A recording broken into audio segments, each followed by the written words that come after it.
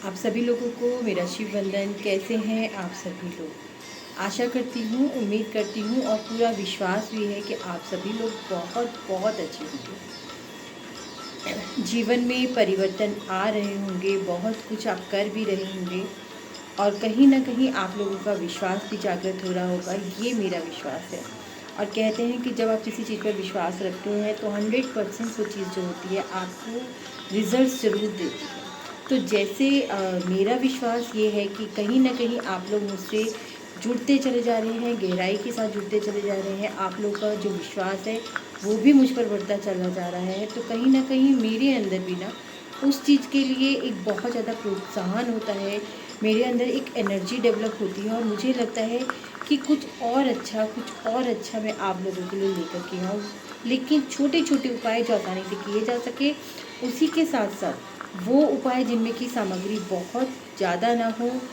बहुत सारी चीज़ें होती हैं तो होता क्या है कि हम पूरी तरीके से उन चीज़ों को जुटा नहीं पाते हैं और कहीं न कहीं हमारा मन जो होता है वो खिन्न हो जाता है और हमें लगता है कि अगर वो सामग्री हमारे पास पूर्णतः नहीं है और फिर भी हम उस उपाय को करते हैं तो कहीं ऐसा ना हो कि हमारे द्वारा किया हुआ उपाय जो है वो सार्थक ना हो। तो ऐसी चीज़ें हमारे मन में निरंतर चलती रहती हैं। तो हमारा जो एक भाव होता है, एक प्योर भाव जो होता है, कनेक्टिविटी जो होती है, वो भी उस चीज़ के साथ नहीं बन पाती है।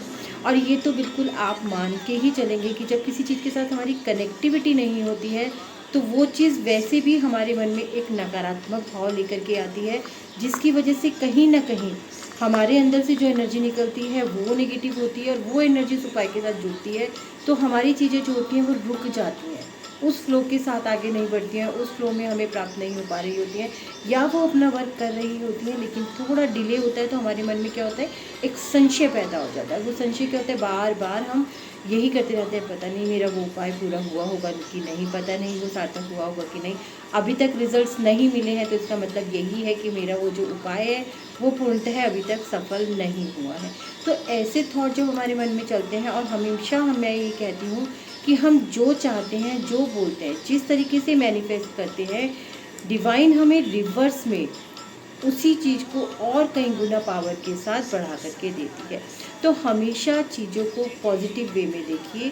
किसी भी चीज़ में डिले ज़रूर हो सकती है लेकिन अगर पूरे प्योरिटी के साथ, पूरे भाव के साथ आपने किसी चीज़ को किया है तो आप यकीन मानिए कि वो चीज़ सफल ना हो, ऐसा हो ही नहीं सकता है। दूसरी चीज़ और मैं ये कहना चाहूँगी कि वैसे तो मैं हमेशा ये कहती हूँ कि जो भी सामग्री हम किसी भी उपाय के लिए बताते हैं, कोशिश कीजिए कि वो सामग्री आप उपलब्ध करा सकें। लेकिन अगर किसी कारणवश आप उसको नहीं उपलब्ध करा सकते हैं तो कोई बात नहीं है, आप भाव रखिए। अर्पित करते हुए ये भाव रखिए कि हे इष्ट देव, हे जो भी, जिस भी भगवान के लिए आप कर रहे हैं, कि मैं अपने पूरे मनोभाव से, अपनी पूरी श्रद्धा से आपको ये चीज़ समर्पित कर रही हूँ और ये विश्वास करती हूँ कि आप इसको स्वीकार करेंगे, आप इसको ग्रहण करेंगे। तो आज ऐसे ही लक्ष्मी के आने के द्वार खोलने के लिए एक छोटा सा, बहुत ही छोटा सा लेकिन एक बहुत प्रभावकारी उपाय लेकर के मैं आपके लिए आई हूँ। आपको करना क्या है, आपको साबुत चावल लेने हैं लेकिन लाल रंग के। अब आप कहेंगे कि लाल रंग के चावल कैसे होंगे? तो लाल रंग के चावल वैसे केरला, महाराष्ट्र साइड के होते हैं तो वो ऑनलाइन आपको मिल सकते हैं। लेकिन अगर उसका प्रबंध ना हो तो आप थोड़े से सफ़ेद चावल ले करके, खाने वाला अगर लाल रंग आपके पास उप है तो आप उससे उसको रंग करके सुखा लीजिए, ठीक है। लेकिन अगर आपको वो भी नहीं मिलते हैं तो आप एक लाल कपड़ा ले लीजिए, उस पर सफ़ेद रंग के चावल रख लीजिए। उसके ऊपर आपको तुलसी का एक पत्ता रखना है, उस चावल की ढेरी के ऊपर एक कागज़ पर लाल पेन से आपको अपनी मनोकामना लिखनी है, उसको फोल्ड करना है, उस चावल की ढेरी पर रखना है, उसके ऊपर एक तुलसी का पत्ता रखना है। लाल रंग का फूल मिल जाता है, गुड़हल का फूल मिल जाता है, गुलाब का फूल मिल जाता है, बहुत अच्छी बात है। लेकिन अगर नहीं मिल पाता है तो जो फूल आपको मिल सके आसानी से, उस फूल को आप वहाँ पर रख दीजिए। एक घी का दीपक वहीं जला लेंगे और उसके बाद आपको इस मंत्र का 108 बार जाप करना है। ओम श्रीम ह्रीम क्लीम महालक्ष्मी नमः। ओम श्रीम ह्रीम क्लीम महालक्ष्मी नमः। इस मंत्र का 108 बार जाप करने के पश्चात आंख बंद करके आप माँ लक्ष्मी का धन्यवाद करेंगे, सभी ऊर्जाओं का धन्यवाद करेंगे और माँ से प्रार्थना करेंगे कि हे माँ, मैंने पूरे मनोभावों के साथ आपके लिए ये अनुष्ठान किया है और आपसे ये प्रार्थना करती हूँ या करता हूँ कि आप इसे स्वीकार करें। अगर किसी कारणवश कोई भी त्रुटि मुझसे हो गई हो तो मुझे क्षमा प्रदान करें, लेकिन मेरी मनोकामना को पूर्ण करें। ऐसा कह कर के आपने कुछ पल वहाँ बैठना है। जब तक दीपक जल रहा है उसको जलने दीजिए, आप कुछ भी कर सकते हो। उसके बाद अगर आपके लाल रंग के रंगे हुए चावल हैं तो आप उसको पक्षियों को डाल सकते हैं। अगर आपने लाल रंग के कपड़े पे चावल रखे हुए थे तो आप क्या करेंगे, उसमें से थोड़े से चावल जो है वो आप लाल कपड़े में बांध देंगे, बाकी के चावल जो है आप गौ माता को खिला देंगे।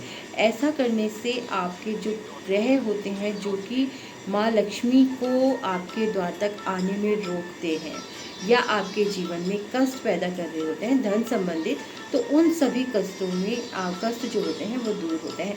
ये उपाय अगर आप शुक्रवार के दिन करें तो बहुत अच्छा है। ये उपाय अगर आप मंगलवार के दिन करें तो बहुत अच्छा है। ये उपाय आप किसी भी दिन कर सकते हैं, दिन की कोई भी पाबंदी नहीं है। अपनी सुविधा अनुसार या तो सूर्य उदय के समय पे कीजिएगा या फिर आप सूर्य अस्त के बाद जो हम संध्या पूजन करते हैं उस समय पर कीजिएगा। इन्हीं छोटे छोटे उपायों के साथ निरंतर आपके साथ बनी रहूँगी। बार बार बोलती हूँ कि अगर कोई समस्या है तो आप अपनी कमेंट बॉक्स में मुझसे बात कर सकते हैं, आप मेरे से नंबर ले सकते हैं, आप मुझसे व्हाट्सएप पे बात कर सकते हैं। व्हाट्सएप में कॉल रिसीव नहीं करूँगी, लेकिन व्हाट्सएप पे मैसेज करके आपको हर एक प्रकार के उपाय जो हैं वो तुरंत मिलेंगे। जल्द से जल्द कोशिश होगी कि आप तक पहुंच सके।